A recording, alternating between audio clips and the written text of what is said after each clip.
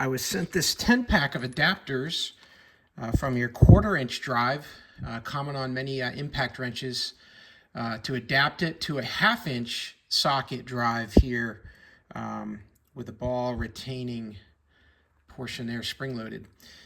So this is going to allow you to take something, for example, like an impact wrench like this, which has that 1/4-inch drive here, and do like a quick change. You can just pop these in,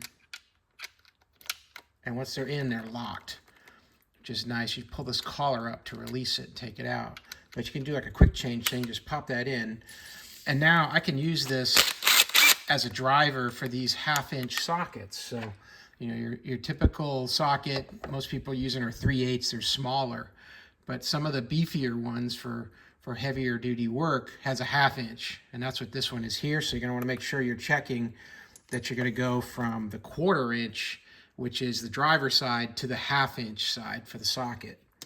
And that's just going to pop on there like that, lock in place. And now you're ready to go and able to drive your sockets with an impact driver like this that only has that 1/4-inch adapter.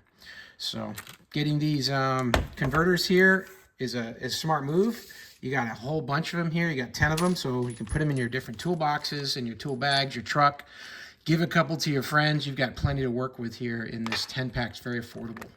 So hey, I hope that's helpful. Learn a little bit more about this set of 10 1/4-inch impact drivers to 1/2-inch for sockets. Hope that helps. Have a great day.